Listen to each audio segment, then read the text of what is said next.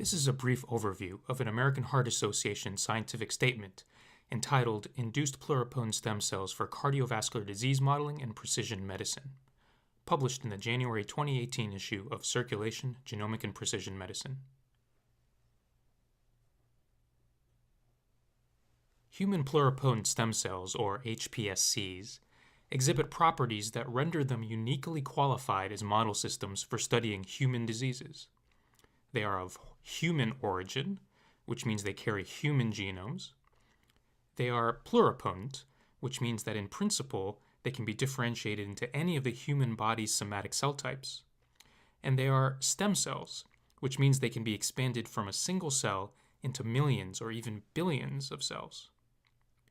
Because they can be expanded into very large numbers and differentiated into a variety of cell types that are relevant to cardiovascular diseases, such as cardiomyocytes, vascular endothelial and smooth muscle cells, and hepatocytes, hPSCs can in principle provide a limitless source of material with which to dissect the molecular underpinnings of a patient's disease process within and beyond the cardiovascular system. Induced pluripotent stem cells, or iPSCs, are now the most abundant and widely used type of hPSCs. iPSCs are generated through the process of introducing so-called reprogramming factors into adult cells collected from a living person. The adult cells are converted into stem cells without any major changes to the genome. Because of this, iPSCs offer the opportunity to study cells that are genetically matched to individual patients with diseases of interest.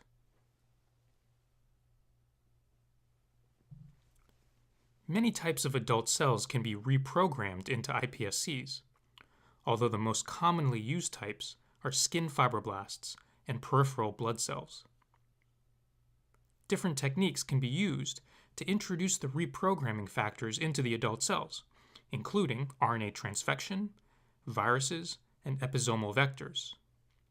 Each of these techniques has its advantages and disadvantages, as shown in this table, so each investigator should choose the technique that will best suit her purposes.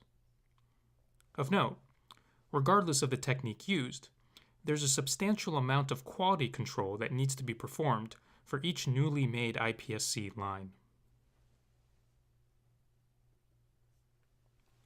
In many cases, a particular disease-associated mutation may be of interest to an investigator, but sufficiently rare in a population that it's not feasible to recruit an individual with the mutation and generate iPSCs from that person.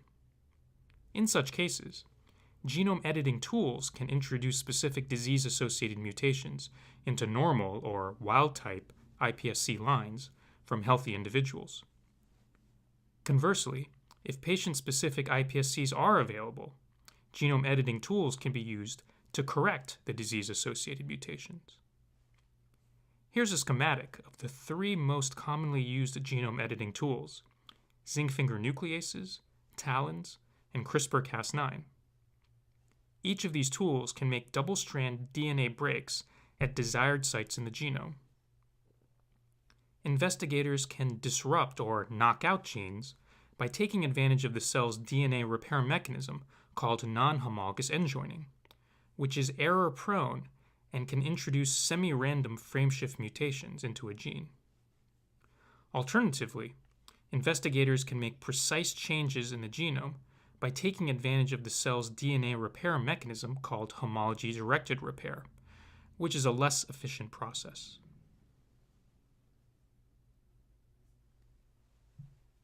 The upshot is that there are two methods to obtain iPSCs with a desired genetic mutation: either to generate an iPSC line from a patient with the mutation, or to use genome editing to introduce the mutation into a normal iPSC line. Once the desired iPSCs are ready, they can be differentiated into the cell type of interest, for example, cardiomyocytes. The differentiated cells can then be used for a variety of applications relevant to disease modeling and to precision medicine. Most of the iPSC-based disease modeling studies that have been performed to date have compared one or a few iPSC lines from patients with a disease with one or a few iPSC lines from healthy control individuals, as shown in this schematic. This is a suboptimal study design because the cell lines are not matched, and so any phenotypic differences observed between the differentiated cell lines might not have anything to do with the disease being studied.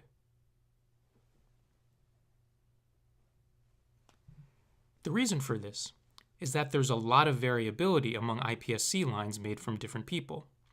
There are differences in genetic background, particularly if the people are of different sex or ethnicities, differences in epigenetic state, differences in pluripotency, that is, the ability to differentiate into the desired cell types, and differences in the reprogramming techniques and the cellular sources used to make the iPSC lines. All of these differences can act as confounders in the study design. In fact, the variability is such an issue that even two iPSC lines made from the same person at the same time can turn out to be quite different. Here's a better design for an iPSC-based disease modeling study. As shown on the left in this schematic, genome editing is used to introduce a disease-associated mutation or variant into a normal iPSC line. The matched cell lines, also called isogenic cell lines, are then differentiated together into the desired cell type. Any differences observed between the differentiated cell lines can be attributed to the mutation. Indeed, it can be said that the mutation was sufficient to cause the differences. As shown on the right in this schematic, genome editing can instead be used to correct a disease-associated mutation in an iPSC line from a patient with the disease. The matched isogenic cell lines are then differentiated, and any observed differences can be attributed to the correction of the mutation. It can be said that the mutation was necessary for the differences to be apparent. In the very best studies, both of these approaches, shown on the left and right, will be performed in parallel. Here's an alternative study design. It relies on the power of numbers. A large number of iPSC lines are generated from a population, and they're differentiated into the desired cell type. If there are many iPSC lines from healthy individuals and patients with disease, then the various confounders discussed earlier are less important. The large sample size will serve to balance out the confounding factors and thus sharpen the signal-to-noise ratio. Of note, having a large number of iPSC lines from the population can serve purposes not related to any particular disease. For example, unbiased genomic studies, such as an expression quantitative trait locus or EQTL study, to simply get a better understanding of cell biology.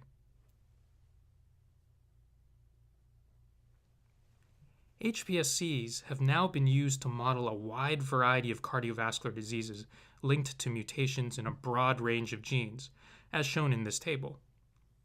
The scientific statement discusses all of these disease modeling studies in more detail.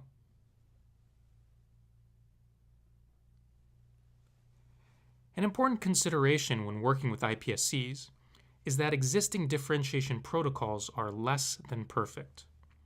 In general, differentiation protocols use a combination of growth factors, small molecules, or genes to direct the differentiation in a manner that mimics normal embryonic development. There remain substantial limitations, including the lack of consistency, lack of purity, and lack of maturity of the differentiated cells. An enormous amount of effort is being devoted to overcoming these limitations. A variety of strategies are discussed in detail in the scientific statement. With respect to one example, cardiomyocyte differentiation, such strategies include antibody sorting, metabolic selection, and drug selection to achieve pure preparations of more mature cells. Once differentiated cells are obtained, they can be subjected to a variety of phenotyping assays.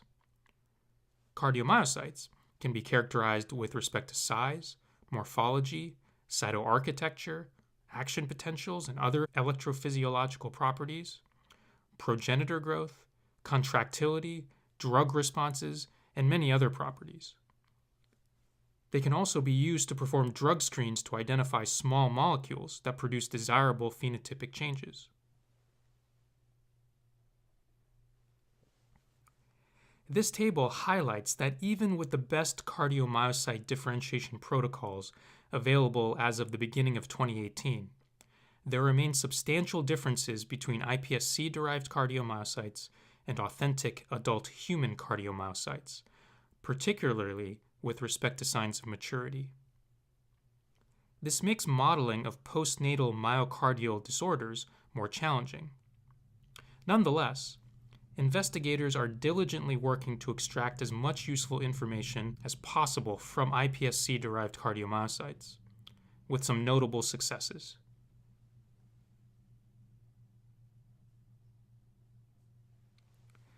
Discussed in some detail in the scientific statement are burgeoning applications of iPSCs to precision medicine.